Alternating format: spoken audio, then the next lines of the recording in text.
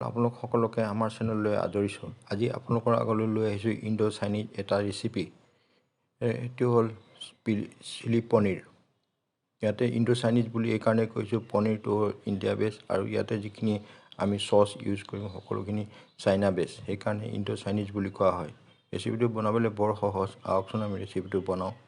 প্ৰথমতে আমি ইয়াতে 200 গ্ৰামমান পনীৰ লৈছোঁ। পনীৰখিনি আমি টুকুৰা টুকুৰকৈ কাটি লৈছোঁ। স্কুৱেৰ চাইজত কাটিব।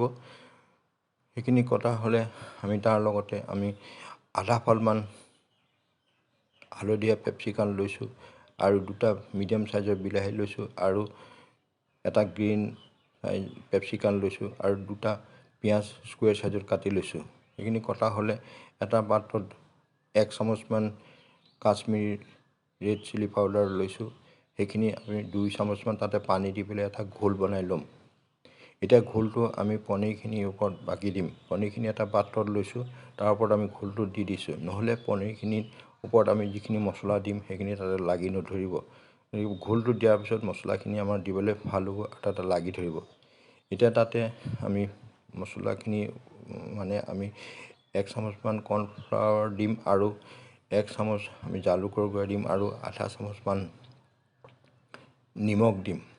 সেইখিনি ভালকৈ লৰাই মেলি আমি এতিয়া এটা ফ্ৰাই পেনত পনীৰখিনি আমি ভাজিম। তাতে আমি 2 চামুচমান কুকিং অইল দি পেলাই, অইলটো গৰম হ'লে তাত এক পিচকৈ আমি পনীৰখিনি দি পেলাই ভাজি ল'ম। সাৱধান হ'ব যাতে জুইটো একেবাৰে ল'ত ৰাখিব, নহ'লে জ্বলি যোৱাৰ চান্স থাকে। আমি যিহেতু ফ্ৰাই পেনত বনাইছোঁ আৰু তেলো বৰ বেছি ইউজ কৰা নাই। এলুটি শিলুটিকৈ আমি লাহে লাহে পনীৰখিনি ভাজি ল'ম আৰু ভালকৈ ভজা হ'লে আমি পনীৰখিনি বেলেগ এটা পাত্ৰত কাঢ়ি ৰাখিম। বন্ধুসকল, আমি এটা কেৰাহী বেলেগে লৈছোঁ আৰু তাতে 2 চামুচমান বাটাৰ দিছোঁ। বাটাৰখিনি গলাৰ লগে লগে তাতে আমি কাটি থোৱা আদাৰ টুকুৰা আৰু নহৰু টুকুৰা আৰু সেউজীয়া জলকীয়াৰ টুকুৰাখিনি আমি দিম। ইয়াতে আমি 1 চামুচমান কুটি থোৱা নহৰু দিছোঁ আৰু 1 চামুচমান আমি জলকীয়াৰ টুকুৰা দিছোঁ আৰু 1 চামুচমান আদাৰ টুকুৰা দি পেলাই গোটেই বস্তুখিনি ভাজি ৰাখিম। এতিয়া মনত ৰাখিব, আপোনাৰ জুইটো একদম কমাই দিব, নহ'লে আমি যিহেতু ইণ্ডাকশ্যন পাত্ৰ এটা ইউজ কৰিছোঁ, গতিকে জ্বলি যোৱাৰ চান্স বেছি থাকে। কিন্তু জ্বলি গ'লে বৰ তিতা তিতা লাগিব। এতিয়া তাতে আমি কাটি থোৱা পিঁয়াজৰ টুকুৰাবিলাক দিছোঁ। পিঁয়াজৰ টুকুৰাবিলাকো আমি স্কুৱেৰ চাইজত কাটি লৈছোঁ। বন্ধুসকল, মই সদায় কৈ আছোঁ যে চব্জি কাটোতে সদায় একে চাইজত কাটিব, তেতিয়াহ'লে চব্জিখিনি একেলগে সিজে আৰু দেখাতো ভাল লাগিব। গতিকে আমি যিহেতু চিলি পনীৰ বনাইছোঁ, গতিকে একে চাইজত কাটিছোঁ। আমি এতিয়া গ্ৰীণ পেপচিকামটো তাতে দি দিওঁ। হালধীয়া পেপচিকামটো আমি তাতে দি পেলাই ভালকৈ লৰাই ল'ম। এইখিনি কোমল হোৱা যেন পালে ভালকৈ লৰাই মেলি জুইটো সদায় কমাই ৰাখিব।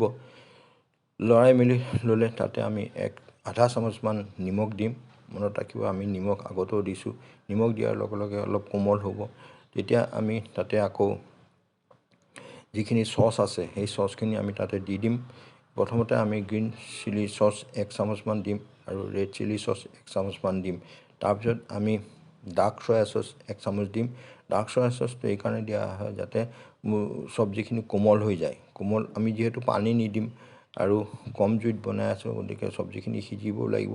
সেইকাৰণে আমি ডাৰ্ক চয়া চচটো দি পেলাই চব্জিটো কোমল কৰি পেলাম। তাৰোপৰি সেইখিনি ভজা হ'লে তাতে আমি এতিয়া কাটি থোৱা বিলাহী টুকুৰাবিলাক আমি দিম।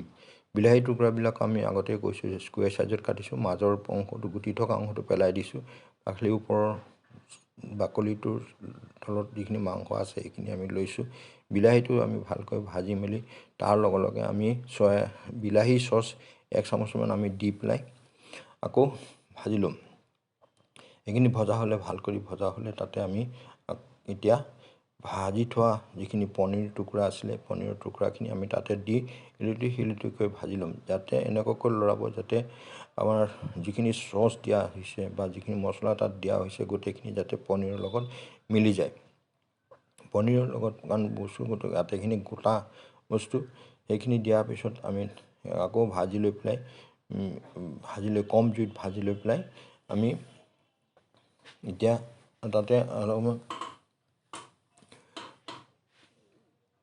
তাতে আকৌ আমি কৰ্ণফ্লাৱাৰ 1 চামুচমান দিম, পানীৰ লগত মিলাই ল'ম। কাৰণ আমাৰ চব্জিটো শুকান বুলি আগতে কৈছোঁ, গতিকে পানী যিহেতু নিদিওঁ, আমি কৰ্ণফ্ল'ৰ 1 চামুচ এটা বাতিত লৈছোঁ, তাতে 2 চামুচমান পানী দিছোঁ। পানীখিনি এটা ঘোল বনাই ল'ম। ঘোলটো আমি চব্জিখিনিৰ ওপৰত দি দিম। চব্জিখিনিৰ ওপৰত দিয়াৰ লগে লগে দেখাটো ভাল হ'ব আৰু আমাৰ মুখত লাগিব, একেবাৰে শুকান নালাগে, অকণমান আঠা টাইপ লাগিব, যিহেতু কৰ্ণফ্ল'ৰটো অলপ আঠা টাইপৰ হয়, গতিকে খাবলৈ ভাল পাব। সেইখিনি দিয়াৰ পিছত আমি ভালকৈ লৰাই ল'ম। লৰোৱাৰ বস্তুটো আমাৰ প্ৰায় হৈছেহি। এতিয়া চব্জিটো নমোৱাৰ আগে আমি 1 চামুচমান তাতে জালুকৰ গুড়া দিম। জালুকৰ গুড়া দিলে আমাৰ জালটো অলপ মুখত লাগিব আৰু স্পাইচি ভাৱটো আহিব। আৰু নমোৱাৰ আগতে ঠিক আগে আমি যিখিনি পিঁয়াজৰ পাত কাটি থৈছিলোঁ, সেইখিনি আমি তাতে টুকুৰাবিলাক আমি দি পেলাই ভালকৈ লৰাই ল'ম। বন্ধুসকল, ৰেচিপিটো বৰ সহজ আৰু খাবলৈও ভাল লাগে। আমি নিৰামিষ ষ্টাৰ্টাৰ হিচাপে আপুনি খাব পাৰিব আৰু ভাজি হিচাপে আপুনি ইউজ কৰিব পাৰিব, ভাতৰ লগত আৰু ৰুটিৰ লগতো আপুনি খাব পাৰিব। বন্ধুসকল, ৰেচিপিটো বনাই চাবচোন কেনে লাগিল। ভাল পালে লাইক, শ্বেয়াৰ আৰু ছাবস্ক্ৰাইব কৰিব। ইমান পৰে আপোনালোক আমাৰ লগত থকাৰ কাৰণে আপোনালোকক ধন্যবাদ জনাইছোঁ। পুনৰ লগ পোৱাৰ আশাৰে আজিলৈ আহিছোঁ। থেংকছ ফৰ ৱাচিং।